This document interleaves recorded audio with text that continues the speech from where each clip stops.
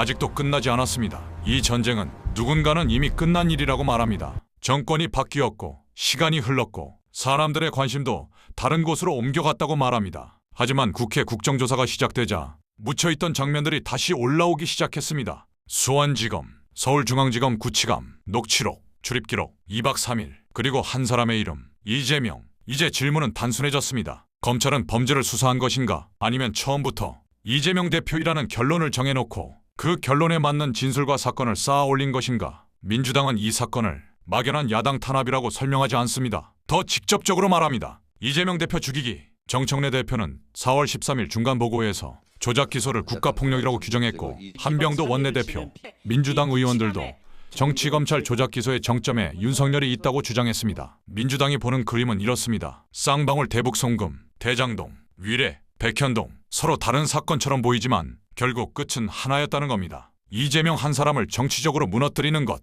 제1야당 대표를 범죄의 정점에 세우는 것, 민주당은 바로 그 방향으로 검찰 수사가 움직였다고 보고 있습니다. 그렇다면 무엇이 이런 의심을 키운 걸까요? 첫 번째는 수원지검입니다. 국정조사 특위는 4월 9일 수원지검을 직접 찾았습니다. 민주당은 이곳에서 이른바 연어술 파티와 진술회유 의혹이 있었다고 주장했습니다. 어디서 회덮밥을 먹었는지, 어디서 술을 마셨는지, 어느 방에서 진술을 마쳤는지, 실제 동선이 가능한지까지 현장에서 확인하려 했습니다. 민주당 의원들이 편의점에서 소주를 사서 청사까지 걸어보며 반입 가능성을 재현한 것도 그 때문입니다. 반면 국민의힘은 이런 장면 자체가 애초에 성립하지 않는 소설이라고 맞섰습니다. 두 번째는 서울중앙지검 구치감입니다. 이 대목이 더 섬뜩합니다. 남욱과 유동규가 서울중앙지검 구치감에서 2박 3일 머물렀다는 정황이 국정조사 과정에서 다시 부각됐기 때문입니다. 서울구치소장은 국조 과정에서 구치감에서 2박 3일 대기한 사례는 남욱과 유동규뿐이었다는 취지로 말했습니다. 민주당은 이 점을 두고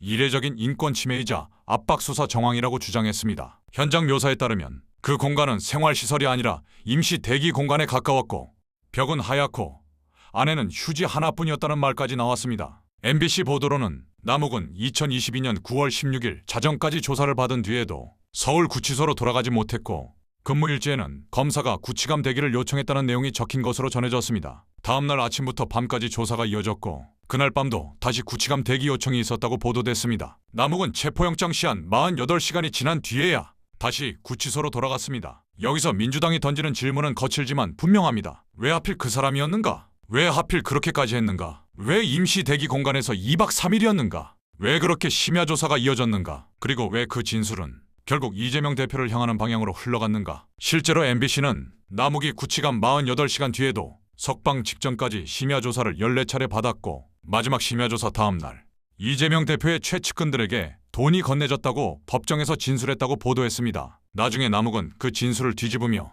수사 과정에서 검사로부터 들은 내용이었다는 취지로 말했습니다. 민주당은 이 흐름을 우연이 아니라 설계라고 봅니다. 물론 반대편의 주장도 있습니다. 국민의힘은 민주당이 이제 와서 이재명 대표에게 불리했던 수사를 정치 프레임으로 덮으려 한다고 반박합니다. 수원지검 현장 조사에서도 국민의힘 의원들은 여기가 무슨 범죄 현장이냐, 말이 안 되는 소설이라는 취지로 맞섰습니다. 즉, 지금은 이미 진실이 확정된 싸움이 아니라 정반대 해석이 충돌하는 국면입니다. 하지만 여기서 중요한 건 누가 더 큰 목소리를 내느냐가 아닙니다. 기록이 무엇을 말하느냐입니다. 출입 기록은 무엇을 말하는가? 근무일지는 무엇을 말하는가? 구치감 운영 원칙은 무엇이었는가? 왜 그 원칙은 남욱과 유동규 앞에서만 무너졌는가? 그리고 그 결과로 나온 진술은 왜 하나같이 이재명을 향했는가? 그래서 민주당은 이번 사안을 단순한 검찰 과잉 수사로 보지 않습니다. 정치검찰의 조작 기소, 그리고 그 정점에 있는 이재명 대표 죽이기라고 규정합니다. 정청래 대표는 만약 검찰의 정적 제거와 이재명 죽이기가 성공했다면 오늘의 대한민국은 없었을 것이라고까지 말했습니다. 그만큼 이 사안을 한 정치인의 개인적 억울함이 아니라 국가 수사권 남용의 상징으로 보고 있는 겁니다.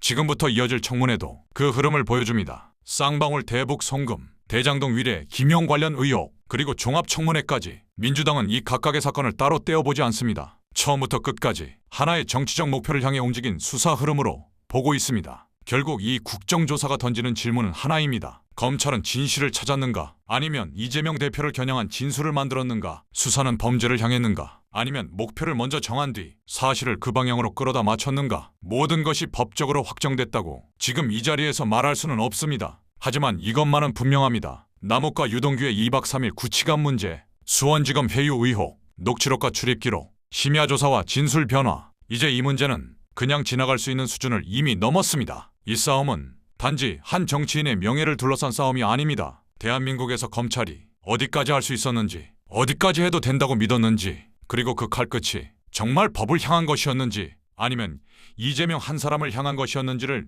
묻는 싸움입니다. 그래서 이 전쟁은 아직 끝나지 않았습니다. 이것은 과거의 뉴스가 아니라 지금도 진행 중인 검증입니다. 그리고 지금도 남아있는 질문은 하나입니다.